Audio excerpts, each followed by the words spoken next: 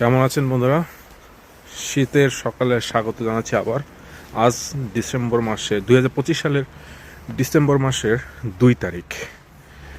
And দেখেন চতুর্দিকে কি অবস্থা।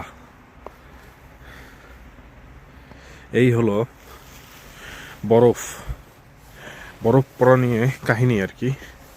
এখন আমাকে সকালবেলা আমার গাড়িটাকে পরিষ্কার করতে হবে। দেখেন আমার গাড়ির অবস্থা একটু দেখায়। এই হলো গাড়ির অবস্থা। হ্যাঁ, এখন এই পুরো গাড়িটাকে পরিষ্কার করে বের হয়ে এই রাস্তা দিয়ে যেতে হবে। রাস্তা কিছুটা ক্লিন নেই, যে গাড়ি আস্তে ধীরে যাচ্ছে। আজকে টেম্পারেচার কত একটু দেখি। হ্যাঁ, টেম্পারেচার আজকে খুব মানে কম না আর কি, 30 ডিগ্রি ফারেনহাইট, অর্থাৎ -1 ডিগ্রি হবে বা এরকম।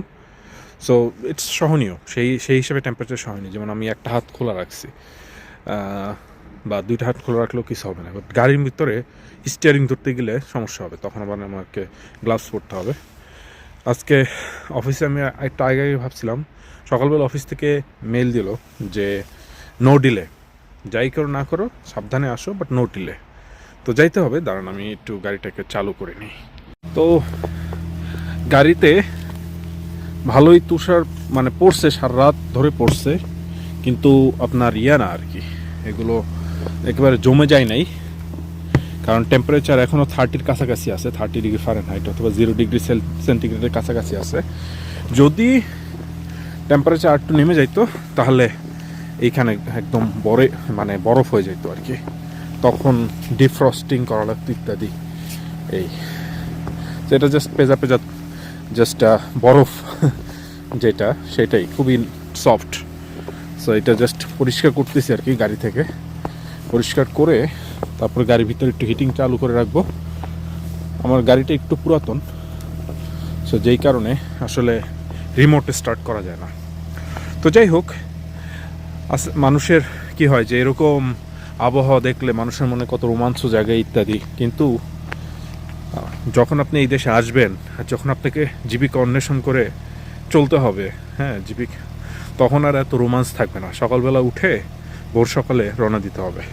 তো আমার অফিসে যেমন 8টার অফিস টু 9টায় গেলে সেরকম সমস্যা নেই, যদি না মিটিং থাকে আল্লাহর রহমতে। বাট সব অফিসে তো এরকম না, সব কর্মক্ষেত্রে এরকম হয় না। অনেক কর্মক্ষেত্র আছে যেখানে আপনাকে সময় মতো যেতেই হবে, একদম 8টা মানে আপনাকে 7:30টার মধ্যে থাকতে হবে, শিফটের কাজ। তখন আপনার বরফ পড়ুক আর না পড়ুক, কোনো এক্সকিউজ কাজ করে না, ঠিক আছে? সো যে বিশেষ করে বাফেলোতে যেই বাঙালি ভাইরা থাকে তাদের অবস্থা দেখেন। সো আমেরিকা মানেই বেড অফ রোজেস না, এখানে অনেক কষ্ট করতে হয়, অনেক স্ট্রাগল করতে হয়। তো যাই হোক, গাড়িটা পরিষ্কার করে বেশি দেরি না করি, দেন আপনাদেরকে রাস্তার অবস্থা একটুখানি দেখাবো, আর দেখাতে দেখাতে অফিসে চলে যাব। গাড়িটা পরিষ্কার করে ফেললাম, গাড়ি হিট আপও হয়ে গেছে। এখন জাস্ট বের হওয়ার পালা। বিসমিল্লাহ বলে বের হই। অফিসে যেতে 5 মিনিট তো সাধারণত লাগে, তো এখন হয়তো 10 মিনিট লাগবে যদি আস্তে ধীরে যাই আর কি। দেখি রাস্তার অবস্থা কীরকম।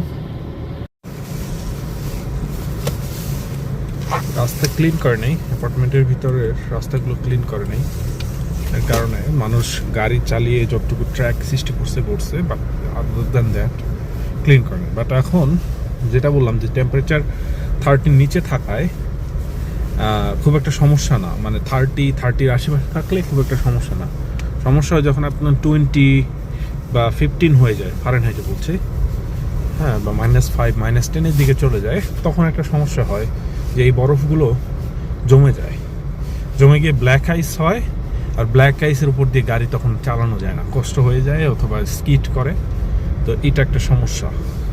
তো ঠান্ডার দেশে এটাই একটা সমস্যা। তো কালকে আমার এক জুনিয়রের সাথে আমি ফান করতেছিলাম যে আমাদের পার্ডুতে আগেই স্নো পড়া শুরু হয়ে গেছে। তো এরকম স্টোরি দিল যে লাইফ ইন মিড ওয়েস্ট, হ্যাঁ, এইরকম স্নোর মধ্যে দিয়ে যাইতে হয়। তো আমি সাথে মজা করে বলছিলাম যে ভালো হয়েছে এখান থেকে বের হয়ে আসছে, কিন্তু বের হয়ে তো লাভ হইল না।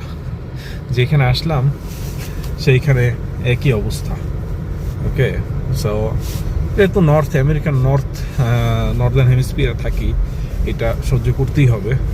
এবং সমস্যা যেটা হচ্ছে, আপনার যদি ড্রাইভ করতে হয় এবং আপনার গাড়ি যদি আমার মতো ছোটোখাটো হয়, তাহলে এই কয়টা মাস একটুখানি ইনকনভিনিয়েন্স হয় আর কি। বাট ওটা রাস্তা ক্লিন করে ফেলে at certain point, and overall মানে মেইন স্ট্রিট অ্যাটলিস্ট ক্লিন করে ফেলে। এটা তো ভিতরে অ্যালি, বাট আমি যখন মানে গলে ঘুরছি এরপরে যখন মেইন রাস্তায় গিয়ে পড়বো তখন মোটামুটি ক্লিন থাকবে এটাই আশা করি। যে যেমন ওই সামনের রাস্তাটা মেইন রাস্তা ওটা ক্লিন, ভিতরের রাস্তাটা একটু এখনও ওরা ক্লিন করে না, ওদের লোক আসে নাই।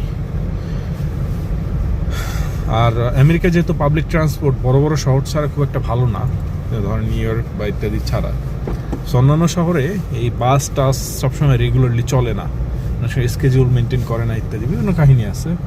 তখন একটা প্যারা হয়ে যায় যে আপনার সময়ের মতো আপনারা যদি ভার্সিটি লাইফে থাকেন ক্লাস করা ইত্যাদি, এর একটা প্যারা হয়ে যায়, এটা হিউজ লেভেলের প্যারা। এটা কি আমার কলিগ নাকি? না, যাই হোক, হ্যাঁ হিউজ লেভেলের প্যারা হয়ে যায়। তখন অনেক সময় মিটিং টিটিং মিস হয়, ক্লাস মিস হয়, কারণ ঠান্ডার স্টেটগুলোতে এরকম বরফটা পড়লে কোনো বন্ধ টন্ধ দেয় না, লাইফ ইজ অ্যাজ ইউজুয়াল। আপনি যদি ওই টেক্সাসে থাকেন তাহলে বরফ না, খালি হচ্ছে বরফ পড়বে এরকম যদি একটা হাওয়া লাগে যে বরফ পড়বে, বরফ পড়ে নাই, তাইলেই সব বন্ধ, গভর্নমেন্ট থেকে সব কিছু বন্ধ করে দেয়। বাট এইসব স্টেটে, যেমন নর্থের স্টেটে মিশিগান বলেন, Pennsylvania, Ohio, Minnesota, Iowa, Wisconsin, Dakotas ইত্যাদি, এইগুলোর মধ্যে এইসব কাহিনী নেই। আমি ছোটোবেলায় ছোটোবেলা বলতে আমি আগে ফার্গো সিরিজটা দেখতাম আর ভাবতাম যে ডাকোটায় এত ঠান্ডা পড়ে মানুষজন কীভাবে থাকে। আপনারা যদি ফার্গো সিরিজটা না দেখে থাকেন দেখতে পারেন, ইন্টারেস্টিং আছে। তো এই হলো অবস্থা, এখন তো থাকি, বুঝি আর কি কেমনে থাকি। দেখ এই যে মেইন রাস্তাটা আসলে অনেকটাই ক্লিন আছে আর কি, মেইন রাস্তাটা ক্লিন আছে, আশা করি সমস্যা হবে না।